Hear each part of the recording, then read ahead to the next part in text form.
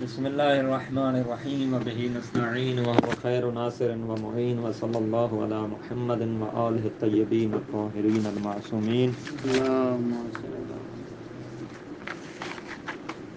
المفاہیم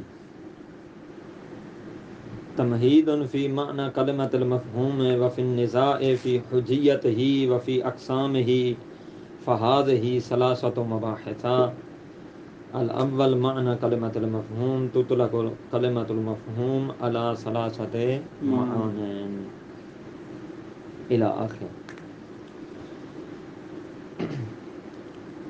آج ہمارے مادہ امتحانی کی پہلی بحث ابتدا ہو رہی ہے۔ وہ بحث مفاہیم سے معنون کی گئی ہے۔ مفاہیم میں انہوں نے کہا ہے کہ 3 قسم کی ابحاث آئیں گی۔ ایک کلمہ مفہوم کے بارے میں، چونکہ مفاہیم جمع ہے مفہوم کی۔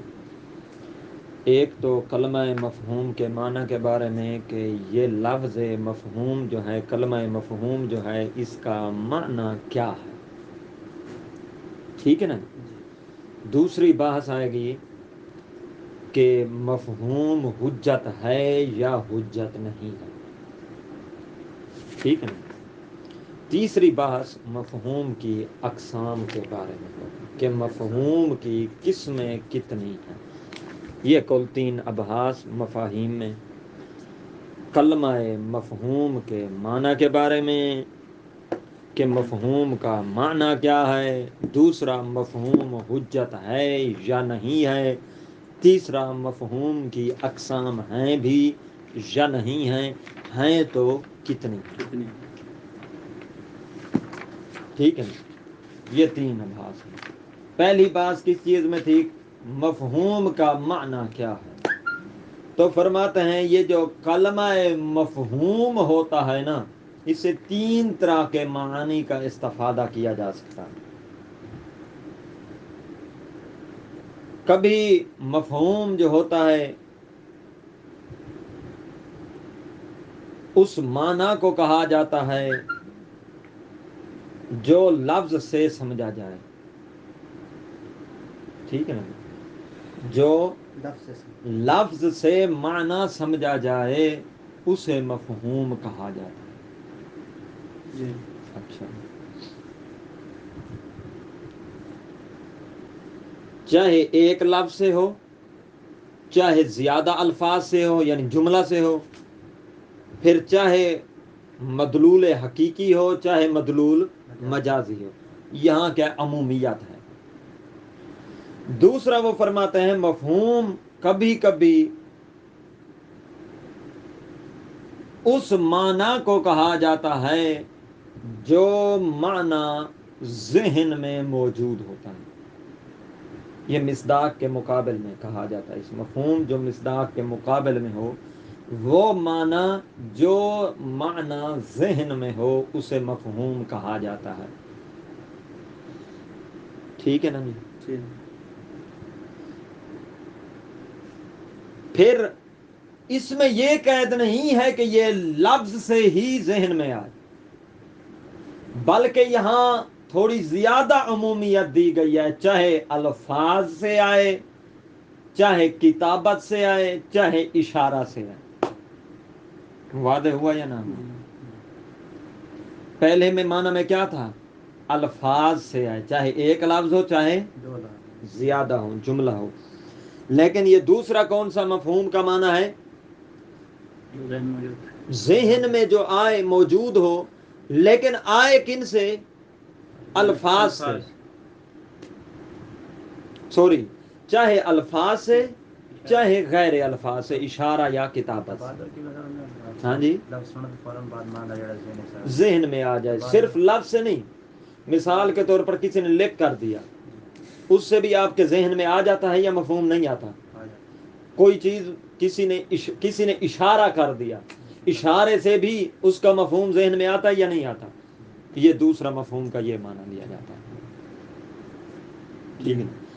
تیسرا وہ فرماتے ہیں جو منطوق کے مقابل میں ہوتا ہے، مثال کے طور پر اندھیرا اجالا، ایک چیز سے دوسری چیز سمجھی جاتی ہے، اندھیرے سے اجالا، اجالے سے اندھیرا، رات سے دن، دن سے رات. یہ ایک نقطہ کہ مفہوم کے تین معانی. دوسرا نقطہ کہ یہاں کیا ہے، منطوق کی اور مفہوم کی پھر تعریف کیا بنتی ہے. فرماتے ہیں منطوق جو ہوتا ہے وہ ہوتا ہے جس پر لفظ دلالت کرتے ہیں بحد ذات ہی، خود الفاظ میں جو موجود ہوتا ہے. ٹھیک ہے نا، الفاظ جس کو گھیرے ہوئے ہوتے ہیں اسے کہتے ہیں مفہوم. منطوق دلالت ہے مطابقی کے ذریعے سے الفاظ میں جو موجود ہوتا ہے، الفاظ جسے گھیرے ہوئے ہوتے ہیں اسے منطوق کہتے ہیں. ٹھیک ہے، یعنی جس پر لفظ دلالت کرتا ہے، اتنا کافی. ہاں، لفظ بعین ہی لفظ سے. مثال کے طور پر اگر بوتل میں پانی ہوتا تو یہ خود بخود ایسے نہ گرتی. نہ ہوتا تو گر جاتا. ٹھیک ہے نا، یا عکس کر لیں، اس طرح ڈائریکٹلی آگے چلے گا. یہ بوتل گر رہی ہے کیونکہ اس میں پانی نہیں ہے، اس میں کوئی چیز نہیں ہے. ٹھیک ہے نا، اس لیے گر رہی. یعنی اگر ہوتا پانی ہوتا تو پھر نہ گرتی. مثال کے طور یہ جو میں کہہ رہا ہوں گر رہی ہے کیونکہ اس میں کوئی چیز نہیں ہے، یہ جو الفاظ ہیں ان سے جو سمجھ آ رہی ہے اس کا گرنا اور کوئی چیز موجود نہ ہونا، یہ اس کا منطوق ہے. یہ سمجھانے کے لیے مثال ضروری نہیں ہے، مثال بالکل پرفیکٹ ہونی چاہیے، سمجھ آ جائے اسے. مفہوم کسے کہتے ہیں؟ جو الفاظ میں موجود نہ ہو، الفاظ اسے گھیرے ہوئے دلالت التزام، دلالت مطابقی کے ذریعے سے الفاظ میں موجود نہ ہو، بلکہ دلالت التزامی کے ذریعے سے ان الفاظ سے سمجھ آ جائے، اسے کہتے ہیں مفہوم. اگر پانی ہوتا تو یہ نہ گرتی. ہاں جی، کوئی چیز اس میں نہیں ہے اس لیے یہ گر رہی ہے. اگر کوئی بھاری چیز ہوتی جس کے ذریعے سے بھارا کیا جاتا، پانی وغیرہ کوئی چیز ہوتی تو یہ نہ گرتی ہے. اسی بات سے سمجھا گیا. ٹھیک ہے، جیسے خود بھی یہ آگے مثال دیں گے، بہت اچھی مثال ہے. اچھا جی، المفاہیم مفہوم کی جمع ہے. تمہید فی معنی کلمۃ المفہوم. تمہید کیا ہے، کس بارے میں ہے؟ کلمہ مفہوم کے معنی کے بارے میں. وفی النزاع فی حجیت ہی. دوسرا، اس تمہید میں ایک تو بات ذکر ہوگی کلمہ مفہوم کا معنی، دوسرا کیا ذکر ہوگا؟ فی النزاع فی حجیت المفہوم، مفہوم کی حجیت کے بارے میں جو جھگڑا ہے، نزاع ہے، کیا مفہوم حجت ہے یا نہیں ہوتا، یہ نزاع ذکر ہوگا. تیسری، وفی اقسام ہی، مفہوم کی اقسام کے بارے میں تمہید ہے، یعنی تیسری بات اس میں اقسام ذکر ہوں گی. فہاز ہی ثلاثۃ مباحثہ، یہ کل کتنی ابحاث ہیں؟ اس میں 3 ابحاث ہیں. الاول، پہلی شروع کرنے لگے ہیں، معنی کلمۃ المفہوم، کلمہ مفہوم کا معنی. فرماتے تطلق کلمۃ المفہوم علی ثلاثۃ معان، کہ کلمہ مفہوم کا اطلاق کیا جاتا ہے کتنے معنی پر؟ 3 معنی پر. نمبر 1، المعنی، جو مفہوم سے مراد لیا جاتا ہے پہلا یہ معنی ہے، المعنی المدلول لللفظ، وہ معنی جو لفظ کے لیے مدلول ہو، یعنی لفظ اس پر دلالت کر رہا ہو. تو دال ہو گیا لفظ، مدلول ہو گیا وہ معنی.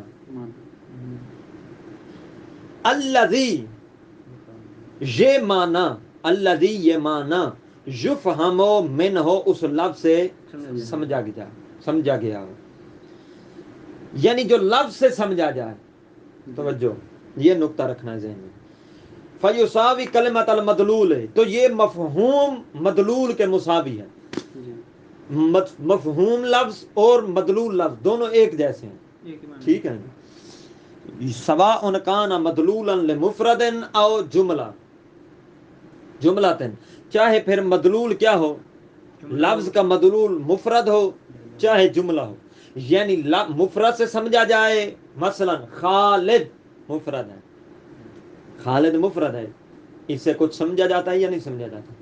وجود ایک سمجھا جاتا ہے، یا یہ مفرد ہو گیا. جملے کی مثال کیا بنے گی؟ غلام رائے تو خالدن، ٹھیک ہے نا، میں نے خالد کو دیکھا، ٹھیک ہے نا.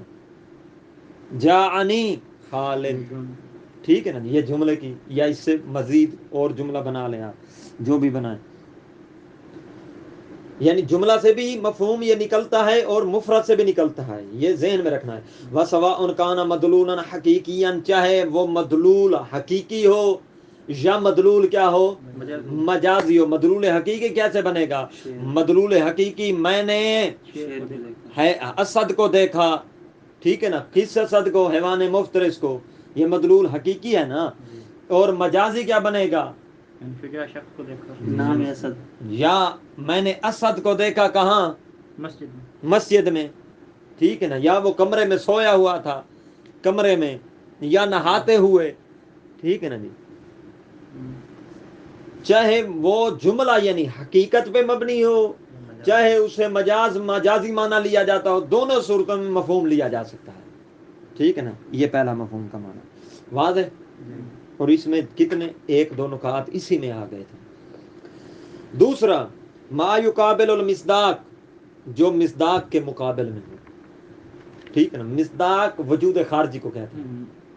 مثال کے طور پر یہ لکھا ہوا ہے زید، یہ لکھا ہوا ہے زید، یہ کیا ہے؟ لفظ ہے. اس کا مصداق خارجی کون ہے؟ خود وہ وجود جو زید کا ہے. جو گھرے ہوئے، ہاں وہ وجود جو ہے، یعنی جو خارج میں موجود ہے، وہ ہے مصداق. تو فرماتے ہیں مصداق کسے کہتے ہیں؟ وجود خارجی کو. اب اس وجود خارجی میں کے مقابل میں کون ہوگا؟ جس کا خارج میں موجود نہ ہو. تو خارج میں موجود وجود اس کا نہیں ہے تو کہاں ہے؟ احسان. ما یقابل المصداق، جو مصداق کے مقابل میں ہو. فیراد منہ کل معنی یفہم، تو اس سے مراد ہر وہ معنی جو سمجھا گیا ہو، سمجھا جائے، جو خارج سے لیا گیا، سمجھا گیا ہو. موجود کہاں ہے؟ ذہن. وَإِن لَمْ يَكُنْ مَدْلُولًا لِلْلَفْظِ، ہر وہ معنی جو سمجھا گیا ہو اگرچہ لفظ کے لیے مدلول نہ بھی ہو، یعنی لفظ اس پر دلالت نہ بھی کر رہے ہوں، چاہے یعنی کتابت سے ہو چاہے اشارہ سے ہو. اشارہ لفظ ہوتا ہے؟ اشارہ کو لفظ کہتے ہیں؟ نہیں. اشارہ ہاں جی، ٹھیک ہے نا جی. تو فرماتے ہیں اگرچہ لفظ کے لیے مدلول نہ بھی ہو، اگر سمجھا گیا ہے، معنی لیا گیا ہے ذہن میں، تو اسے بھی کیا کہتے ہیں؟ مفہوم کہا جاتا ہے. فَيُعُمُّ الْمَعْنَى الْأَوَّلِ، تو یہ والا دوسرا معنی پہلے معنی سے عام ہو گیا. اب کس جہت سے بتا سکتے ہیں آپ؟ عام خاص متہم. میں نے یہ نسبت تو نہیں پوچھی آپ وہاں پر صرف ایک چیز لفظ کو شامل تھا، یا ہاں یہ عام ہے پہلے سے. کس جہت سے عام ہے؟ وہ فقط الفاظ سے جو سمجھا جائے اسے مفہوم کہتے تھے. یہ مفہوم الفاظ اور غیر الفاظ دونوں کو شامل ہے. اب اگلا سوال یہ ہے کہ ان دونوں کے درمیان پھر نسبت کون سی ہو گئی؟ نسبت ان کے دونوں کے درمیان کیا ہو گئی؟ عام خاص مطلق. انہوں نے بتایا، لہذا یہی بتائیں گے. تو ان میں سے عام، اعم و اخص، اعم و اخص مطلق، ان میں سے دو میں سے پھر اعم کون ہے اور اخص کون ہے؟ یہ آپ عام ہے، ثانی عام ہے، خاص ہے. ہاں، اور پہلا کیا ہے؟ اخص مطلق ہے، دوسرا عام مطلق ہے. اچھا، نمبر 3 ما یقابل المنطوق، جو منطوق کے مقابل میں ہو. وہ اخص من الاولین، یہ منطوق کے جو مقابل میں ہو، یہ پہلے دونوں سے اخص ہے. توجہ کیجیے گا، پہلے دونوں سے اخص ہے. وہ دونوں کیا ہیں؟ اعم ہیں، اس کی نسبت یہ ان دونوں سے اخص ہے. یعنی اگر اس تیسرے کو پہلے کے مقابلے میں دیکھا جائے تب بھی نسبت عام خاص مطلق کی ہے، اگر اس تیسرے کو دوسرے کے ساتھ دیکھا جائے تب بھی نسبت عام و اخص مطلق کی ہے. اب دیکھنا یہ ہے کہ بلا سوال دیکھنا یہ ہے یہ تیسرا معنی پہلے سے کیسے اخص ہے، پہلا اس سے عام کیسے ہے، یہ تیسرا معنی دوسرے سے کیسے اخص ہے اور دوسرا اس سے عام کیسے ہے، یہ تو ہمیں بتانا پڑے گا نا کہ بلا. پہلے دیکھتے ہیں یہ تیسرا معنی پہلے سے کیا ہے، اخص ہے. اخص من الاولین جو کہا ہے کہ بلا پہلے سے کیا ہے، اخص ہے، اور پہلا کیا ہو گیا، عام ہو گیا. کس جہت سے؟ فرماتے اس جہت سے کہ وہ جو تھا مفرد اور جملہ دونوں سے لیا جاتا تھا مفہوم، اور یہ جو منطوق کے مقابل میں ہو آگے آئے گا یہ فقط جملات سے لیا جاتا ہے. ہاں سنت یہ مفہوم جو جملات سے لیا گیا ہو، سمجھا گیا ہو، وہ عام تھا مفرد اور جملہ دونوں کو. تو اب پہلا عام ہو گیا کیونکہ مفرد اور جملہ دونوں کو شامل ہے، یہ تیسرا خاص ہو گیا کیونکہ فقط جملہ کے ساتھ مختص ہے. واضح ہوا؟ آگے چلوں پھر. اچھا اگلا سوال، یہ تیسرا مفہوم دوسرے مفہوم سے کیسے اخص ہے اور دوسرا اس سے کیسے عام ہے، یہ بھی تو سوال بنتا ہے. تو فرماتے ہیں اس لیے وہ جو دوسرا تھا، اچھا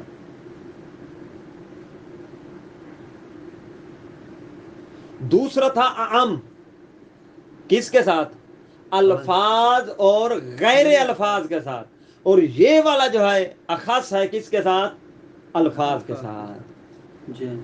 یہ مفہوم جو الفاظ سے سمجھا گیا ہو. تو اس طرح یہ کیا ہو گیا، اخص ہو گیا دوسرے سے. واضح ہوا یا نہ ہوا؟ ھذا ھو المقصود بالبحث ہنا، یہاں فرماتے ہیں ہماری بحث سے مقصود یہی تیسرا معنی ہے. جو ہم مفاہیم کی بات چھیڑ رہے ہیں وہ یہی تیسرا معنی ہے. ٹھیک ہے نا جی، جو جملات سے لیا جاتا ہے، جو الفاظ کے ساتھ خاص ہوتا ہے. توجہ، وَهُوَ اصطلاح اصولی، یہی تیسرا معنی جو ہے اصطلاح اصولی ہے. میں نے مباحثہ میں پہلے عرض کیا تھا کہ پہلے معنی کو مفہوم نحوی بولا جاتا ہے، اور دوسرے کو بس اوقات مفہوم منطقی بولا جاتا ہے، اور تیسرے کو مفہوم اصولی بولا جاتا ہے.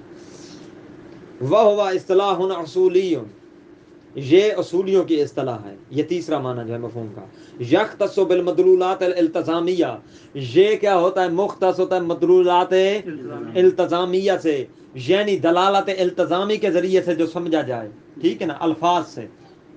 جو جزء معنی پر دلالت، جزء معنی پر کیسے آ جائے گا؟ التزام میں ایک تو التزام کیسے ہوتا ہے، اذا بالغ الماء قرًا لا ينجسه شيء، اگر پانی کر کی حد تک پہنچ جائے تو اسے کوئی چیز نجس نہیں کر سکتی. اس کا یہ ہے منطوق. اسی کا مفہوم دلالت التزامی سے کیسے نکلے گا، ان لم یبلغ، اگر نہ پہنچے کور تک تو نجس ہو جائے گا. کور تک پہنچ جائے تو نجس نہیں ہوگا، اگر کور تک نہ پہنچے تو یہ اس سے سمجھا گیا نا، دلالت التزامی کے ذریعے سے سمجھے. دلالت مطابقی میں یہ لفظ کھڑے تھے، اذا بالغ الماء قرًا، ٹھیک ہے، لا ينجسه شيء، اس کی دلالت مطابقی فقط یہی کہتی ہے کہ اگر پانی کور تک پہنچ جائے کوئی چیز نجس. ایک پانی کا بلوغ الی القر، دوسرا عدم تنجس، یہ دو چیزیں سمجھی جاتی ہیں دلالت مطابقی کے لحاظ سے ان جملوں سے. اور دلالت التزامی کے لحاظ سے کیا سمجھا جاتا ہے کہ اگر کور تک نہ پہنچتے تو پھر نجس ہو سکتا ہے. ٹھیک ہے نا. تو یہ ہمارا مفہوم اصولی جو ہے یہ دلالت التزامی کے ساتھ مختص ہے، اور للجمل ترکیبیہ، نہ کہ مفرد. قید آ گئی. یہ جمل ترکیبیہ. پھر سواء کانت جمل ترکیبیہ، چاہے جمل ترکیبیہ انشائیہ ہوں چاہے اخباریہ ہوں. انشاء اور اخبار میں آپ فرق بہتر جانتے ہیں، آپ اصول پڑھ رہے ہیں. اخبار کیا ہوتا ہے؟ خبر دینا. اور انشاء کیا ہوتا ہے؟ فقط صادر کرنا. ٹھیک ہے نا؟ یعنی ان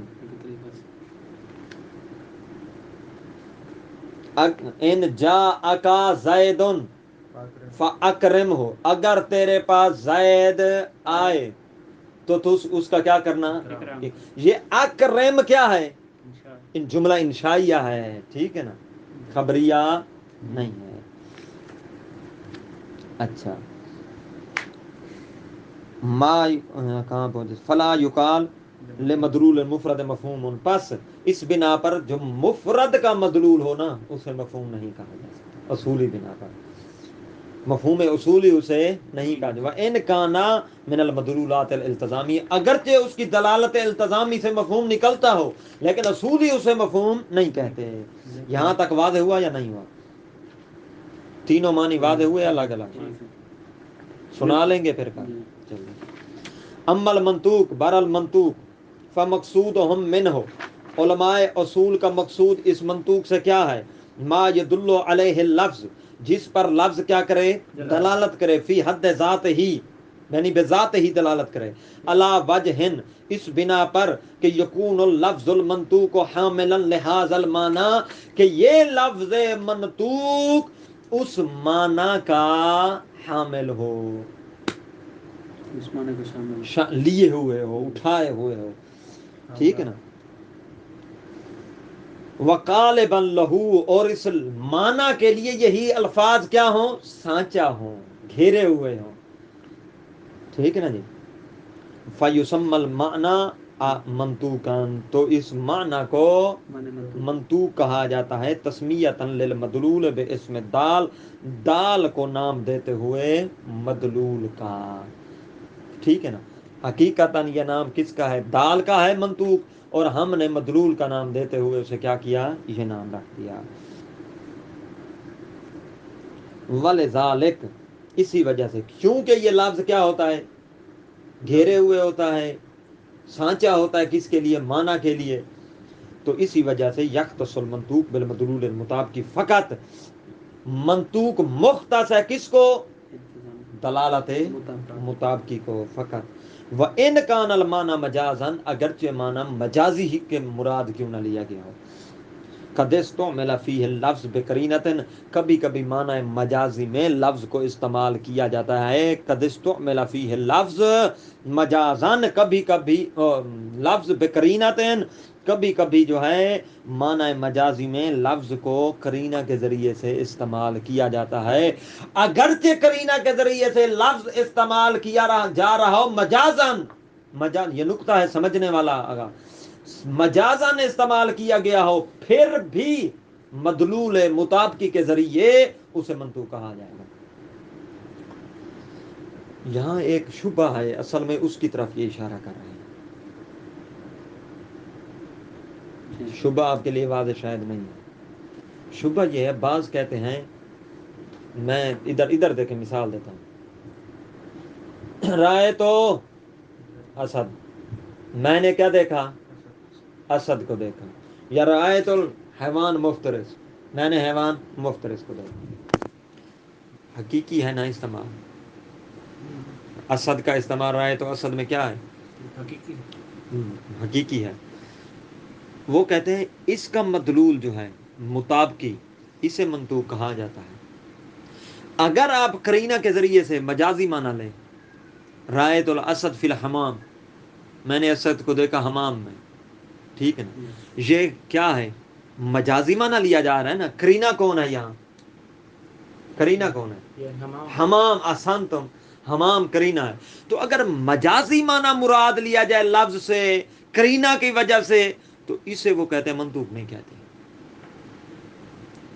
مصنف کہتے ہیں نہیں، اگرچہ معنی مجازی مراد لیا جا رہا ہو قرینہ سے، قرینہ کے ذریعے سے، پھر بھی اسے منطوق کہتے ہیں.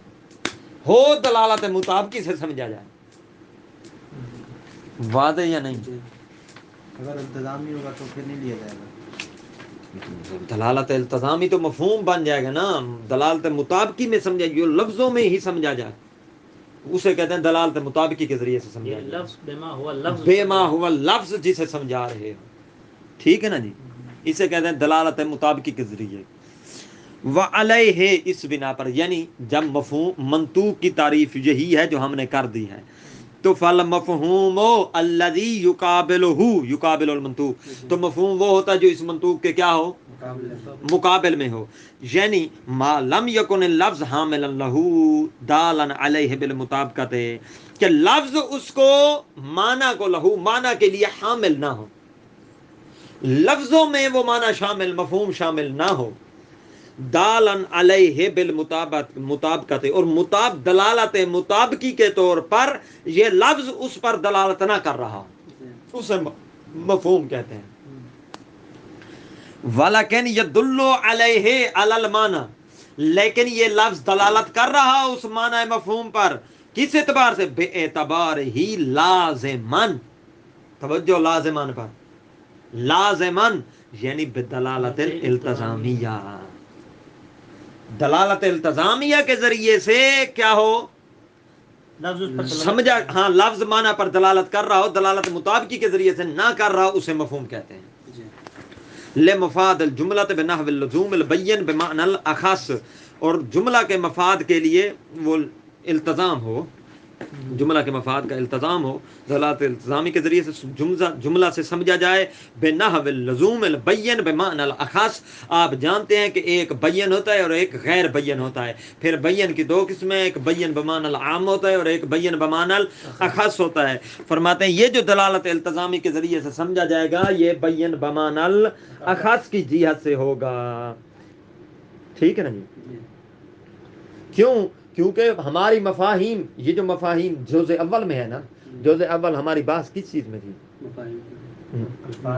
مباحث الفاظ. جزء اول میں مباحث الفاظ جزء ثانی میں ملازمات عقلیہ جزء ثالث میں مباحث حجت احسنتم. یہ جو جزء اول ہے اس میں مباحث الفاظ سے بحث ہے اور الفاظ میں جو دلالت متحقق ہوتی ہے وہ دلالت التزامیہ بین بمعنی الاخص ہوتی ہے نہ کہ عام یا غیر بین.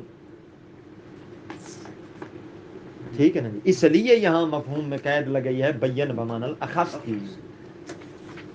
وَلِأَجْلِ هَذَا یختص المفہوم بدلالت مطابقی اسی وجہ سے کس وجہ سے معنی الاخص اسی وجہ سے مفہوم مختص ہے کس کے ساتھ دلالت التزامی کے ساتھ سب کے التزامی کے ساتھ.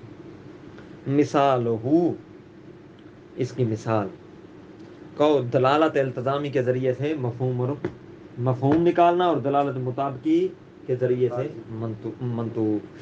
قولہم اذا بالغ الماء قرًا سب بات آپ کو سمجھ آ چکی ہے بس آپ ترجمہ کرتے ہیں. اذا بالغ الماء قرًا لا ينجسه شيء فرماتے ہیں جب پانی پہنچ جائے قر کی مقدار تک تو اسے کوئی چیز نجس نہیں کرتی. اس میں کتنی چیزیں ہیں دو. ایک بلوغ الماء الى حد القر دوسرا عدم تنجس شیء. ٹھیک ہے نا دو چیزیں ہوگی. انہی الفاظ سے سمجھی جا رہی ہیں یا باہر سے سمجھ رہے ہیں ہم انہی الفاظ میں موجود ہیں. الفاظ ان کو گھیرے ہوئے ہیں. فالمنطوق فیہ ہوا مضمون الجملہ تو یہاں منطوق کیا ہے یہی جملہ کا مضمون ہے. عین ہی جملہ یہ کیا ہے منطوق ہے. یعنی بلوغ الماء الی حد القر و عدم تنجس یہ کیا ہے منطوق ہے. وہ عدم وہ منطوق خود بتا رہے ہیں عدم تنجس الماء البالغ قرًا یعنی پانی کا نجس نہ ہونا وہ پانی جو قر تک پہنچ جائے. ٹھیک ہے نا. بے شیء من النجاسہ نجاسات میں سے کسی چیز کے ساتھ وہ پانی نجس نہیں ہوگا جو قر تک پہنچ جائے. یہ ہے منطوق. والمفہوم کیا ہے بریکٹ کو چھوڑ دیں وعلی تقدیر ان یکون لمثل هذه الجملۃ مفہوم یہ بریکٹ ہے اس کو چھوڑ دیں. والمفہوم انه اذا لم يبلغ قرًا يتنجس اس کا مفہوم کیا نکلے گا یعنی اگر وہ قر تک نہ پہنچے پانی تو وہ کیا ہو جائے گا نجس ہو جائے گا. یہ مفہوم کب نکلے گا اب بریکٹ کی عبارت کا ترجمہ کرنے لگا ہوں. یہ مفہوم کب ہوگا الا تقدیر، اس تقدیر پر، اس بنا پر، ان یکون لمثل هذا الجملہ مفہوم، اگر ہم قائل ہو جائیں کہ اس جیسے جملہ کا مفہوم ہوتا ہے. پتہ نہیں واضح ہوا یا نہیں. یعنی اذا بلغ الماء قرن کا مفہوم ہوتا ہے. اگر یہ پہلے تو قائل ہو جائیں کہ ان جملات کا مفہوم ہوتا ہے، پھر قائل ہونے کے بعد پھر دیکھیں گے کہ اس کا مفہوم یہ نکلتا ہے. وَعَلَى هَذَا يُمْكِنُ تَعْرِيفُهُمَا بِمَا يَلِي، فرماتے ہیں صاحب کا بیان کی بنا پر ممکن ہے کہ مفہوم اور منطوق دونوں کی تعریف اس طرح آنے والے الفاظ کے ساتھ کی جائے. المنطوق هو حکم دل علیہ اللفظ فی محل النطق، مفہوم وہ حکم ہوتا ہے جس پر لفظ دلالت کرے محل نطق میں، جو بول رہے ہو وہی بولنے سے ہی جو سمجھا جائے.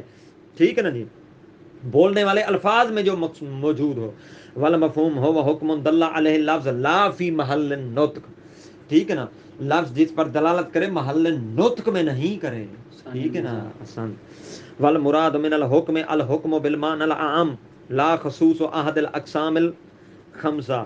اب یہ جو کہہ رہے ہو وہ حکم جس پر لفظ دلالت، حکم کون سا؟ واجب، حرام، مستحب، مکروہ، مباح، کون سا؟